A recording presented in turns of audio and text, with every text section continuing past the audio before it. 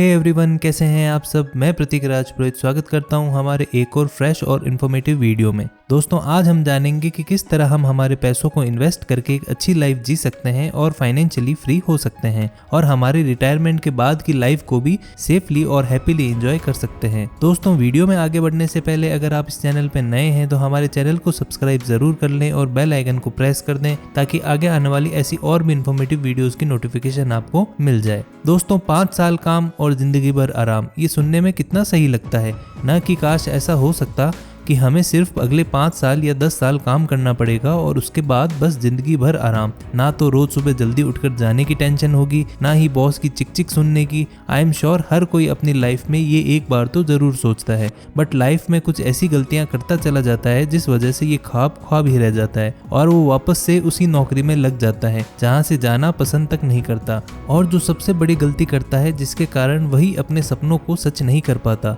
और वो है पावर ऑफ कंपाउंडिंग के अगेंस्ट चले जाना। आई एम श्योर इससे पहले आपने पावर ऑफ कंपाउंडिंग के ऊपर काफी सारे वीडियोस देखे होंगे, उनसे काफी कुछ सीखा भी होगा, बट ये वीडियो आपके लिए सबसे इम्पोर्टेंट होने वाला है क्योंकि आज मैं आपको एक ऐसे रूल के बारे में बताने वाला हूँ जिसे फॉलो करने के बाद अपनी असली पावर ऑफ कंपाउंडिंग का मैजिक देख पाएंगे। एंड बिलीव मी, अगर आपने इस रूल को अगले 5 सालों तक नहीं बट अगले 8 सालों के लिए फॉलो कर लिया तो आपकी लाइफ को चेंज होने से कोई नहीं रोक पाएगा। इसलिए इस वीडियो को एंड तक जरूर देखिएगा क्योंकि इस वीडियो के बाद आई एम श्योर आपकी लाइफ में बहुत बड़ा चेंज होने वाला है। बट उससे पहले मिल लेते हैं राज से। राज अभी मुंबई में शिफ्ट हुआ है। राज की उम्र हो चुकी है 25 साल और उसे एक अच्छी सॉफ्टवेयर कंपनी में जॉब मिलती है जहां उसकी सैलरी 1 लाख रुपए महीना है। राज राजस्थान के छोटे से गांव से बिलोंग करता है और पहली बार मुंबई आया है, और इतनी मेहनत के बाद जब इतनी अच्छी जॉब मिली है जहां उसकी सैलरी 1 लाख है तो बात ही क्या है। और फिर राज वही करता है जो बाकी के लोग करते हैं। सबसे पहले तो राज एक पॉश एरिया में फ्लैट देखता है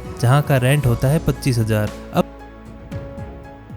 अब राज का ऑफिस थोड़ा दूर था तो अब इतनी अच्छी सैलरी होने के बाद लोकल ट्रेन में कौन ही सफर करना चाहेगा, तो राज जाता है एक न्यू ब्रांडेड कार लेने और राज को पसंद आती है टाटा की नेक्सॉन गाड़ी, जहां वो सबसे हाईएस्ट मॉडल को चूज करता है जिसकी प्राइस होती है लगभग 15 लाख। अब इसमें से राज 20% को डाउन पेमेंट करा देता है और बाकी बचे 12 लाख का वो बैंक से लोन लेता है। अब इस EMI कैलकुलेटर में देखो, राज ने 12 लाख का लोन लिया 8.5% के इंटरेस्ट रेट पर और 5 साल के लिए EMI बनवाई, तो राज को हर महीने EMI में देना पड़ेगा वो है 24,620 रुपए। अब जैसे कि राज 1 लाख रुपए कमा रहा है हर महीना, तो उसका रेंट में 25,000 और कार लोन की EMI में 25,000 जाने लगा। अब बचते हैं उसके पास 50,000। अब जैसे ही राज थोड़ा खर्चीला आदमी था तो वो हर वक्त तो ऑनलाइन शॉपिंग करता है, मार्केट में जो भी न्यू ब्रांडेड फोन आता है सबसे पहले लेता है और हमेशा जोमेटो और स्विगी से फूड ऑर्डर करता है और महीने के एंड में सारे 1 लाख रुपए उड़ा देता है क्योंकि उसका मानना था कि जो करना है आज में करना है, कल किसने देखा, आज मौज कर लेते हैं। तभी अचानक उसे बचपन के 2 दोस्त मिलते हैं, करण और विकी। राज उन दोस्तों से पूछता है कि आजकल तुम दोनों क्या कर रहे हो, तो विकी बोलता है हम दोनों ने मिलकर मुंबई में इन्फ्लुएंसर मार्केटिंग एजेंसी डाली है। अब राज पूछता है कि इसमें क्या होता है, तो विकी एक्सप्लेन करता है कि आजकल इंस्टाग्राम और यूट्यूब पर काफी सारे इन्फ्लुएंसर आ गए हैं, तो हमारा काम ये होता है कि उन तक ब्रांड्स को पहुंचाना और जो अपना प्रोडक्ट प्रमोट करना चाहते हैं। और उससे होता क्या है कि उन इन्फ्लुएंसर को ब्रांड प्रमोशन मिल जाता है और ब्रांड को भी इधर उधर भागना नहीं पड़ता और इसी बीच में हमारा कुछ कमीशन बन जाता है। अब राज को लगा कि ये लोग क्या ही कमा रहे होंगे, तो वो पूछता है कि इन सब में पैसे वैसे बनते हैं या फिर नहीं, तो विकी बोलता है कि हाँ, सारे खर्चे निकाल कर 1.5 लाख रुपए तक का प्रॉफिट हो जाता है। और जैसे ही विकी और करण दोनों 50-50 की पार्टनरशिप में होते हैं तो आराम से महीने के 70-75 हजार वो कमा लेते हैं। वहीं फिर विकी राज से बोलता है कि तू आजकल क्या कर रहा है, तो इसमें राज बोलता है कि एक सॉफ्टवेयर कंपनी में काम करता हूँ, सैलरी है 1 लाख रुपए महीना। तो वो बाकी विकी बोलता है अच्छा है, फिर तो इसमें कितना इन्वेस्ट करता है। इस पर राज शॉक हो जाता है और बोलता है इन्वेस्टिंग, अरे नहीं भाई, इन्वेस्टिंग जैसी चीज़ों में नहीं पड़ता, मैं तो बस लाइफ के मज़े ले रहा हूँ। और देख, अभी कुछ दिन पहले ही मैंने चमचमाती कार ली है, इनकी EMI भरने में ही पैसा खर्च हो जाता है, इन्वेस्टिंग जैसी चीज़ों के लिए पैसे कहाँ हैं मेरे पास। और आगे बोलता है कि वैसे भी इन्वेस्टिंग जैसी चीज़ों से कौन अमीर बन पाता है। इस पर विकी बोलता है कि ऐसा नहीं है, तूने शायद पावर ऑफ कंपाउंडिंग का नाम नहीं सुना। अब राज बोलता है कि कंपाउंडिंग वही है ना जो हमने 10th क्लास में पढ़ी थी। विकी मुस्कुराते हुए बोलता है हाँ भाई वही है। तो राज बोलता है कि 10th क्लास की बातों से कहाँ तुम अमीर होने की बात कर रहे हो। इस पर विक्की फिर स्माइल करते हुए बोलता है कि हाँ भाई बात अमीर बनने की नहीं है, कंपाउंडिंग एक ऐसी ताकत है जिससे तू लाइफ में जल्दी रिटायर भी हो सकता है। अब राज बोलता है रिटायर तो भाई 60 की एज में होते हैं ना, अभी तो जॉब करनी ही स्टार्ट की है, तू कहाँ रिटायर होने की बातें कर रहा है। इस पर विकी बोलता है कि भाई लाइफ टाइम जॉब किसे करनी है, मैं तो इन्वेस्टिंग के लिए 80-20 रूल का यूज करता हूँ। पर इस पर राज बोलता है ये कौन सा रूल है। इस पर विकी बोलता है इसके अकॉर्डिंग मैं महीने का जितना भी कमाता हूँ उसका 80% मैं अपने खर्चों के लिए रखता हूँ, जिसमें खाना पीना, लाइट, पानी का बिल, शॉपिंग, इन सब पे मैं 80% तक खर्च कर देता हूँ। जैसे कि मैं महीने का 70,000 रुपये कमाता हूँ तो 70,000 का 80% हुआ 56,000, इसमें से खर्चों के लिए रखता हूँ और बाकी का 14,000 में हर महीने इंडेक्स फंड में इन्वेस्ट कर देता हूँ। और सालों बाद देखना ये अमाउंट कितना बड़ा हो जाएगा। राज को अभी भी कुछ समझ नहीं आ रहा होता है तो करण को बोलता है कि भाई तू इन्वेस्ट करता है क्या। इस पर करण बोलता है कि हाँ भाई मैं तो 3 साल पहले से ही इन्वेस्ट कर रहा था, बट इसके लिए मैं 843 कंपाउंडिंग का रूल यूज़ करता हूँ, जहाँ मुझे केवल 8 साल तक पेशेंस रखना है, इसके बाद तो मेरा पैसा मुझे कमा कर देगा। अब राज बोलता है कि भाई ये कौन सा रूल है। तो करण बोलता है कि भाई देख मेरे ज़्यादा खर्चे हैं नहीं, ना मेरे पास आलीशान कार है, ना ही महंगे फ़ोन है, क्योंकि मैं उन चीज़ों पर खर्चा करता हूँ जहाँ मुझे ज़रूरत होती है, इसलिए मैं हमेशा 30,000 रुपये हर महीने इंडेक्स फंड में इन्वेस्ट करता हूँ। इस पर राज बोलता है कि 30,000 ही क्यों करना। करण बोलता है कि 30,000 आने वाले टाइम पर मेरे रिटायरमेंट का सहारा बनेंगे। अगर राज को लगता है कि क्या ही फ़ायदा इतना पैसा इन्वेस्ट करने का, अभी मौज करो, कुछ नहीं रखा इनमें। इन सब में राज फिर वहीं से चला जाता है और अपनी मस्ती में जीना स्टार्ट कर देता है। वो मंडे टू फ्राइडे दिन रात काम करता है, मेहनत करता है, सुबह 7 बजे ऑफिस जाने के लिए निकलता है, रात को 8 बजे थक हार कर घर आता है और नेटफ्लिक्स देखकर पिज़्ज़ा खाते हुए सो जाता है। और ऐसा करते करते 5 साल निकल जाते हैं। अब फिर राज करण और विक्की को फ़ोन करता है और बोलता है कि चलो मिलते हैं। तो 5 साल बाद आपस में तीनों मिलते हैं। तीनों की एज हो चुकी है 30 साल। इस चार्ट में देखिए विक्की ने 25 की एज में इन्वेस्टिंग स्टार्ट की थी और वो हर महीने अपनी इनकम का 20% इन्वेस्ट कर रहा है। तो हर महीने वो 14,000 इन्वेस्ट कर रहा है, जहां उसे 12% का रिटर्न मिलना होता है। तो 5 साल इन्वेस्ट करने के बाद उसको 30 की एज में उसके पास हो जाएंगे 11,54,000। वहीं करण के इन्वेस्टमेंट को देखिए, करण ने 22 की एज में इन्वेस्टिंग स्टार्ट कर दी थी और जैसे ही वो हर महीने 30,000 इन्वेस्ट कर रहा है, जहां उसे 12% का रिटर्न मिल रहा है और 8 साल के इन्वेस्ट करने के बाद 30 की एज में उसके पास हो जाएंगे 48,45,000। अभी देखिए राज हैरान हो जाता है। अब ये सब देखकर राज हैरान हो जाता है कि यार मेरे पास तो इतने सालों में 1 रुपए भी सेव नहीं हो पाया। करण के पास लगभग 50 लाख इकट्ठे हो गए। राज करण से बोलता है कि भाई वो 843 रूल क्या था जिसके बारे में तू बता रहा था। करण बोलता है भाई थोड़े टाइम और रुक जाओ, पता चल जाएगा। राज भी इन्वेस्ट करना चाहता था, बट अब उसे एक घर लोन पर ले लिया था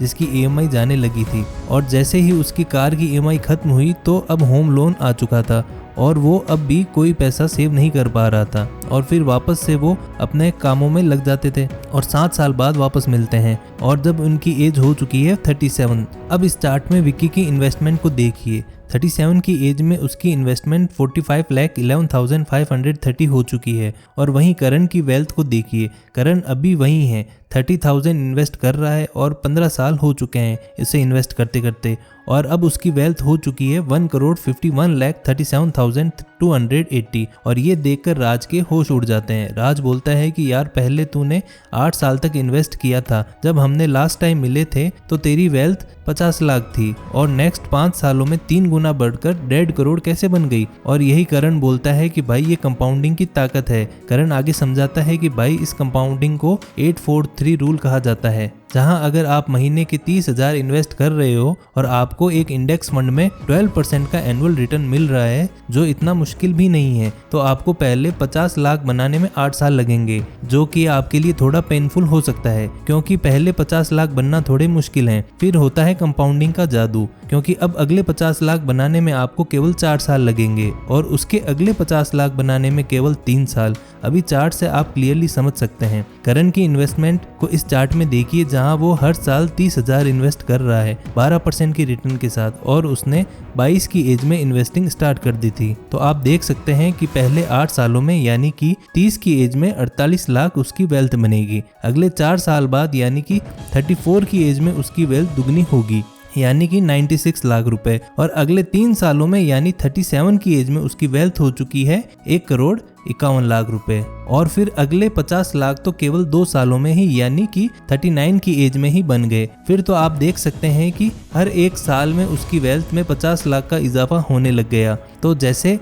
43 की एज में उसकी वैल्यू हुई 3,40,00,000, 44 की एज में 3,90,00,000 और 45 की एज में 4,40,00,000, यानी कि हर एक साल में उसके 50 लाख बनने लग गए। और अगर आप इस इन्फ्लेशन को भी एडजस्ट करके देखोगे तो इस SIP कैलकुलेटर में देखो, करण ने 22 की एज में 30,000 महीने ये इन्वेस्टमेंट स्टार्ट की और उसने 23 साल में इन्वेस्ट किया, यानी कि 45 की एज में अगर हम इन्फ्लेशन को भी एडजस्ट कर देते हैं तो उसकी वेल्थ बनेगी 1,78,56,381, यानी इन्फ्लेशन एडजस्ट करने के बाद भी लगभग 1,80,00,000।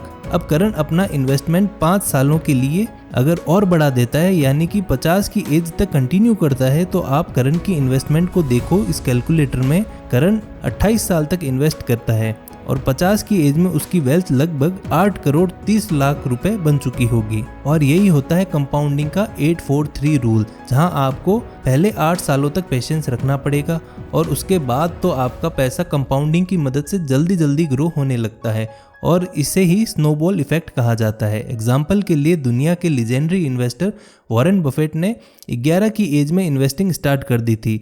60 की एज में उनकी वेल्थ हो चुकी थी $10 बिलियन, और जब वो लेट 70s में थे तो उनकी वेल्थ थी $50 बिलियन, और अब 93 की एज में उनकी वेल्थ हो चुकी है $120 बिलियन। और कंपाउंडिंग इसी तरह काम करती है। तो अगर आप आज से 30,000 की SIP करते हो इंडेक्स फंड में, तो अगले 8 सालों में आपके पास 50 लाख होंगे। अब इसकी इनकम इतनी नहीं है, तो पहले कैसे भी करके आप अपनी इनकम को बढ़ाने पर ध्यान दो ताकि आप ज़्यादा पैसा इन्वेस्ट कर पाओगे। और अगर आपकी इनकम ठीक ठाक है और आप अपनी इनकम का 50-60% तक सेव कर लेते हो, तो आप ज़्यादा से ज़्यादा इन्वेस्ट कर पाओगे। जैसे करण ने अपनी इनकम को अच्छे से सेव किया और इन्वेस्ट किया, हालांकि उनकी इनकम बाद में और बढ़ गई होगी और वो इन्वेस्टमेंट अमाउंट को और भी बढ़ा सकता था, तो वो और भी ज़्यादा फाइनेंशियली फ्री हो जाता। बट वहीं पर राज अपने शौक पूरे करने में लगा रहा और 50 की एज में वो बस जॉब ही करता रहेगा। वहीं करण आराम से चाहे तो रिटायर भी हो सकता है, और अगर आप छोटे से अमाउंट से भी स्टार्ट करते हो तो लॉन्ग टर्म में हमेशा आपको फ़ायदा ही मिलेगा। बट आप चाहेंगे अगले 3-4 सालों में अगर आप करोड़पति बनने जाओगे तो ये पॉसिबल नहीं है। आपको टाइम और पेशेंस रखना पड़ेगा। इसलिए स्टार्ट में आपकी इनकम को बढ़ाओ, और जब उसकी इनकम अच्छी हो जाए तो सेविंग पर ध्यान दो और उन्हें इन्वेस्ट करो। और जब आप एक ठीक ठाक अमाउंट इन्वेस्ट करने लग जाओगे तब कंपाउंडिंग आपको पेड़ लगा के देगी, जिसका फल आप आराम से पूरी लाइफ एंजॉय कर सकते हैं। तो आई होप कि इस वीडियो में आपको कंपाउंडिंग का मैजिक समझ में आया होगा। आज की वीडियो में बस इतना ही। दोस्तों, वीडियो पसंद आई हो तो उसे लाइक करें, शेयर करें और हमारे चैनल को सब्सक्राइब जरूर कर लें। मिलते हैं नेक्स्ट वीडियो में, तब तक के लिए हैप्पी इन्वेस्टिंग। जय हिंद, जय भारत।